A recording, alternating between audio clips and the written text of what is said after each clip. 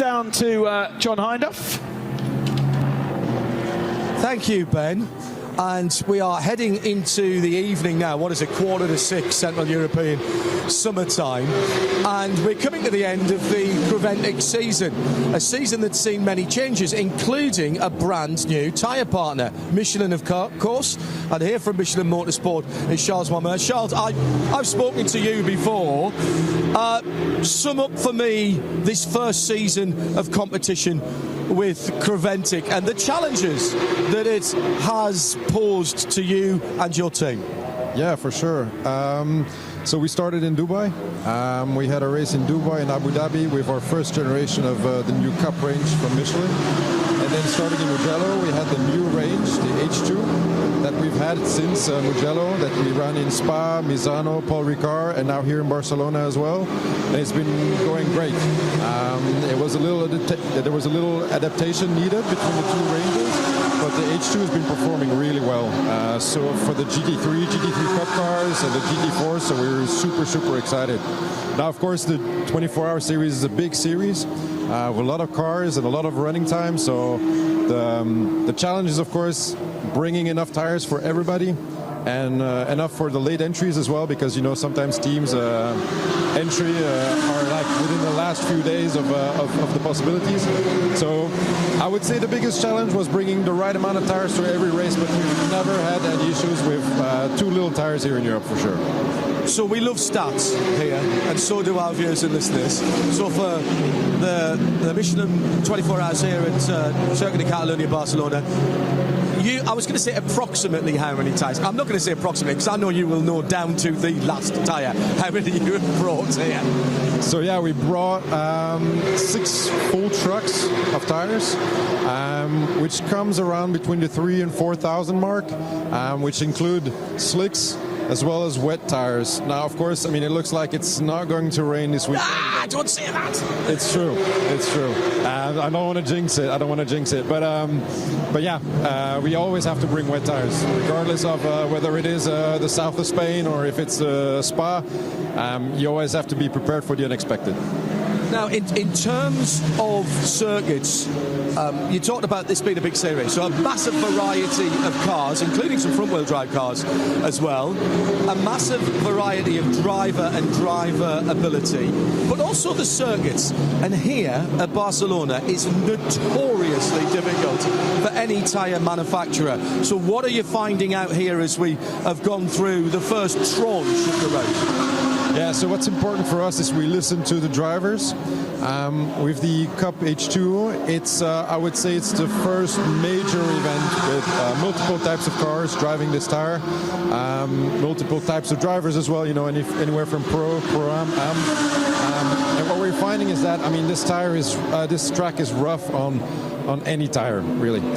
So with the temperatures cooling down slowly, we're seeing better and better performance, and entering into the night we're going to see, I think, an increase in grip, but yeah, whenever it's really hot, like around 12, 1 p.m., 2 p.m., it's hard to find a good balance between grip and the tire lasting and performing well over the full stint of the tire. So yeah, it's not easy. Now, this tyre that you brought and the slight change to the tyre, as you said, at the early part of the season, place this Cup GT tyre in your hierarchy for me. We know Michelin do tyres for everything, on-road, off-road, 2 and 4 wheels, and a lot of our viewers and listeners will know that you do Carrera Cup around the world, you do Super Cup, you do all the IMSA tyres across all of their series. How does this tyre fit into your hierarchy, if you like? Yeah, no, it's a good question, because we have different types of tires. This one is specifically developed for a commercial type of competition, so it's gentleman drivers, pro-am drivers, so it needs to be a tire that can be enjoyed by let's say the gentleman drivers, and you can still push it during a quali lap by a pro driver. So it has to be a tire that fits a lot of different demands, and also it's a tire that needs to be able to be fitted on different types of cars. Because you mentioned we have the Carrera Cups where we have a specific tire for the specific car, and that sort of tire we can use in a specific one make series type of event, just like the Carrera Cup. And then on the other hand, we also have the other side of Michelin, which is corporate racing, which is, like you said, IMSA, the World Endurance Championship, and there we use, let's say, a special mix of the very best we can do, and that's where we keep our little secrets, you know, and we do our very best to accommodate maybe a little bit more of an aggressive type of driver and also a more aggressive type of car, like the hypercar. Yeah. Talking about the Carrera Cup, you've got a new Carrera Cup car to deal with next year, and that has been designed around a brand new tyre, I believe. Is that right?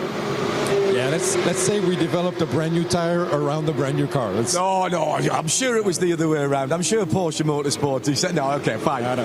It was in full collaboration with them for sure. I mean, how important is that to have those close ties and partnerships with the manufacturers with whom you're working? Oh, it's super important. I mean, we're super happy with Porsche. We've been working together for several years now, and whenever they seem fit to launch a new car, it's important for us to make sure that we have a tire that's up to date to what Porsche is looking for in a tire for their car, and that the tire is also performing to the level of performance that the car is going to be giving. So I don't have many details yet on the 992.2, but it's a step up from the previous generation, and so will our tire have to be as well. So we've been developing the new tire for a few months, if not even years, actually, and we're super excited to see it hit the road in next year in the Super Cup, in Carrera Cup Germany, and other series. So final question before we get back to the booth and the action on the track. Some of our viewers will have seen people in Michelin uniform up and down this pit lane. Obviously it's not one person per team, but what are those ladies and gentlemen doing, and how are you supporting teams? Again, the teams have vastly different amount of experience. So what advice are you giving these teams? Yeah, I'm very lucky to have the support of many colleagues that are here today. And the main goal is really that everybody has an enjoyable experience on track. Whether it is, like I said, the gentleman driver or the pro driver. So whenever the race has started, what's most important is that we check the tires that are coming in, and whenever we see anything special, we just report it back to the team and give them the best advice we can so that they can smoothly go the next hour, 2 hours, 3 hours, and actually just end the race with a smooth finish and a good performing tire up until noon tomorrow. I just thought of one more thing I want to ask you. We've got a new set of sporting regulations next year, which we're trialling some of that now. One of which is that if we have a code 60 and it's been only 50 minutes or less since the previous code 60, you can't come in under code 60 and save tyres. Now, obviously, you, as Michelin, would have had to have been consulted about that. You're a partner of the series, but surely in some ways it's your job to sell more tyres, not sell fewer tyres. Are you along with that, and what's the thinking behind it? Yeah, it's a good question.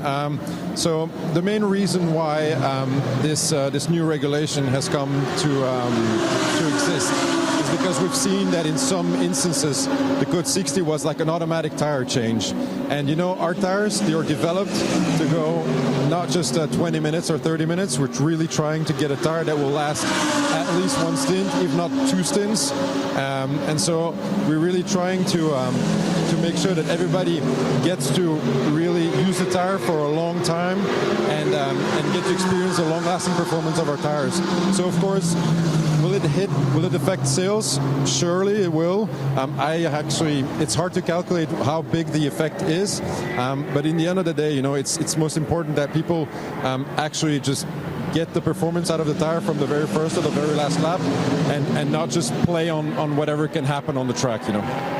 You're all set of racers at heart, aren't you, at Michelin Motors? Yeah, for sure. Charles, thank you very much indeed, and thank you to your team that we've seen everywhere in Creventic this year, and we'll see you back, well, obviously Sepang to come at the end of this year as we kick off the next part of the season, and then back in the UAE. Thank you. Yeah, and I want to thank my colleagues as well, because they're doing a stellar job. So thank you to all of them.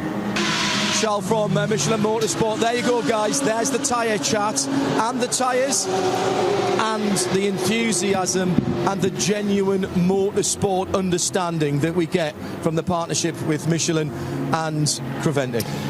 Yeah, that's a really interesting point about Michelin, that those tyres can do, well, up to an hour and a half we're seeing on these GT3 cars.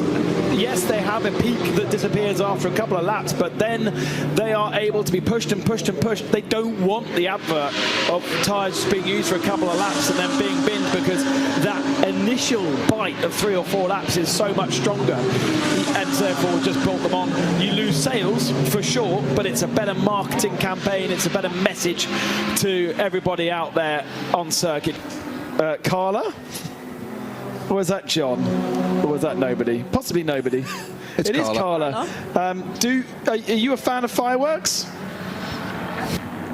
I am a fireworks. The only problem with fireworks is that they usually take place quite late, and I really like my sleep, so I don't get to see them very often. But talking about fireworks, quiet. Can you hear me again? All right, wonderful. Yes, I do like fireworks, but they take place quite late, and I like my sleep, so I don't see them very often. But speaking about fireworks, there's actually some things going on in the pit lane as preparation for the dark.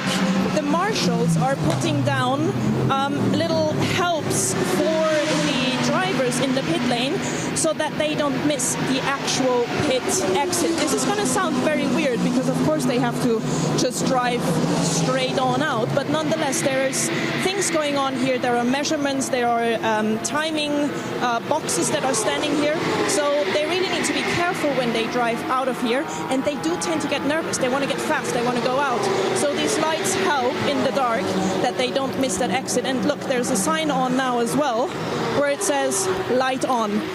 Lights are always on, but they need to be on now. Yeah, absolutely. A regulation that they have to have their lights on once race control tell them. If the cameraman pans to the left-hand side, he will see that little lane that everybody has to go through. And those big boxes there are what we call the RFIDs. So they are from Michelin, and they are registering the barcodes on the tyres as the cars go through them, and that is giving us our tyre age data, which we aren't seeing on the track. It also registers the cars going through pit lane as well, so we know pit in to pit out, but it's automatically taking what tyres are on the car at that point, thanks to a little sensor within the tyre, and then transmitting that data, which then goes up on our timing screens. So very important that you drive through them. The other reason why there are those lights there as filters is, of course, you're not allowed to use high beam in pit lane because you're blind everybody else. So whereas out on track you can have high beam, in pit lane you have to have low beam only, and therefore, I mean, you can still see the pits is pretty well illuminated, but that's just an extra little safety thing to make sure they go through the right hole. Yeah, of course, and you also have very restricted vision from the inside of a racing car. It's not the same as a road car. You've got the smaller glass areas, you've got roll cages, you've got harnesses, you've got a crash helmet on, you've got a small visor, you've got a HANS device, and windscreen decals on the top of your windscreen, the banner strip across the top, and a limited vision. So it's not that easy to look out and necessarily see things, because you're designed to be looking forward all the time, and as you say, you're not meant to be looking to the left or the right, really, because that's you turn a corner and look a little bit either way, but you're primarily looking down the front. So that's exactly why they're there. There's little lights or helps, so as Carla called them. I'm going to rename them. I think they're lovely, putting little helps out in the pit lane. I thought that was brilliant.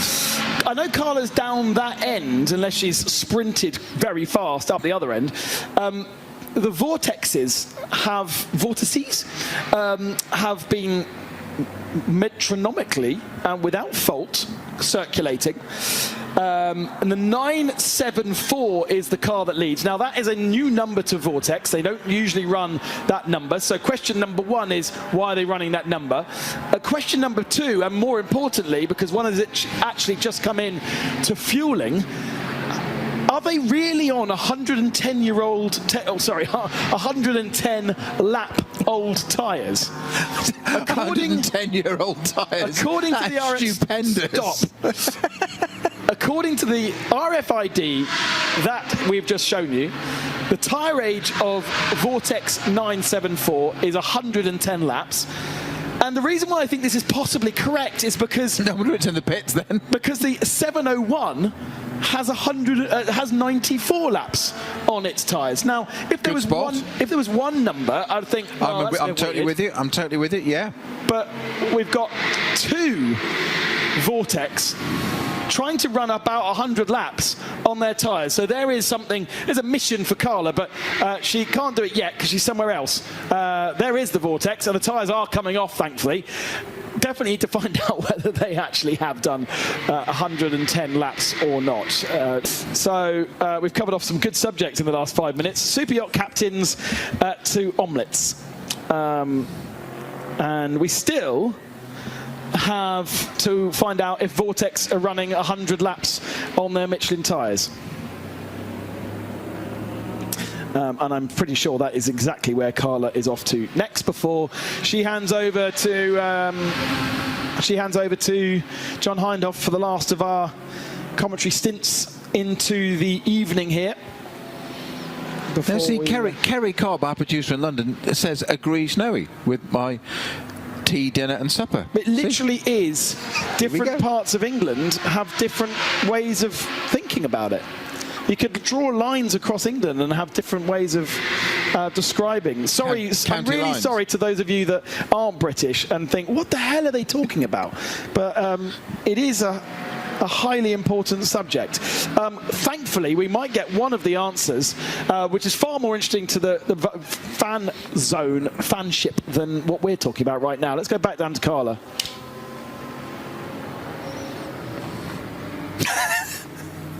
Two questions that you have, and I am at the Vortex team. Now I have actually 2 men next to me because I need 2 men to answer these questions. Question number 1 for you. You are one of the drivers, and apparently you can tell me why the number 974 is on your car. You know Réunion Island? You know? Mauritius? Madagascar? Madagascar, you know? Yes, I do. Indian Ocean? Little Island, French, Indian Ocean, my island, you know. Same. I go Barcelona for the race, just for the race. I speak a little English, sorry. Je passe un bon moment. Comment on dit je passe un bon moment? Tu peux parler en français si tu veux. Parler en français, ah bah merci beaucoup. Ah mais fallait le dire avant. Bon en tout cas très content d'être ici. Le numéro sur la voiture c'est le 974, donc c'est le code du département de l'île de la Réunion. Bah c'est mieux comme ça déjà. C'est l'île de la Réunion et dans l'océan Indien, on n'est pas loin de Madagascar et de l'île Maurice. D'accord. Et donc moi je suis venu ici que pour ça, pour faire cette course à Barcelone. Cette magnifique course d'ailleurs, elle est vraiment géniale, très bien organisée. Donc je remercie beaucoup l'organisation, je remercie beaucoup la Team Vortex. Je remercie beaucoup aussi Avenir Assurance qui est sur la tenue, qui est une entreprise à l'île de la Réunion mais aussi en métropole. C'est grâce à cette société que je peux rouler aujourd'hui ici. Et je remercie bien sûr la Team Vortex, toute la team, toute la partie mécanique, la direction, les managers et Enzo qui fait un gros travail pendant la course, avant la course et à mon avis après la course. Donc je remercie beaucoup parce qu'il y a eu des aléas dans la voiture. Donc voilà un petit peu pourquoi le drapeau de la Réunion est posé sur cette voiture. Et je suis vraiment très fier d'être là aujourd'hui dans votre organisation et dans cette course de dingue. I'm going to translate that for our listeners really quickly. So Johan is using basically the postal code of a small island that is close to Madagascar, which is the flag that he is carrying, and is very proud to do so. He is very happy to be with the Vortex team. He's very grateful and he's enjoying himself a whole lot here in Barcelona. It's very nice to have you here, Johan. And now to you, sir. You know everything about the car, about tires, about strategy and so on. Is it true that your car just put 110 laps on one set of tires? Yes, it's true. We've done 3 stints with the tires by swapping each time, so it's not 105 laps at the same moment, but it was like 30 laps and then back in the in the back of the garage, and then 30 laps again. So yeah, 3 stints. But now it's dead. Now we're gonna change tires. Did you change already, or do you still have to change? Yeah, we already changed. Johan was at the wheel with 100 laps, but now it's done. He get out of the car and the tires also. So the question, if you're happy with the tire, is almost obsolete. It's incredible how long this tire can go. Yes, it's really good for endurance races. Really, really good. Well, then let's hope the next set is just as successful. And yeah, good luck for the night now. Yeah, thank you. It's gonna be a long night, but we're used to it. Thank you. Brilliant work there from Carla, answering 2 very important questions. And I cannot believe that the data is correct. And Vortex 701 is out there on circuit right now. It's done 100 laps on those tyres. The other one came in and changed after 110 laps. But get this, Snowy. They didn't put a new set on. They've put a set on that's already done 50. I know, it's bonkers. Everyone else is like 50, put them in the bin. Yeah, I can imagine that people like Paul Troswell down at Red Camel Jordan is scratching his head now going, seriously? What? Are you just making this up? No, it can't be true. Because no. In fact, we'll go and ask him, shall I, on my break? Lovely. I think Carla did the translation for Juan Olivier regarding the number 974. It's the departmental code assigned to the Reunion Island. By the way, if you've never been to the Reunion Island and you've heard of Mauritius and you've heard of Madagascar, Reunion's better. It's just amazing. Highly recommended to as a little holiday destination.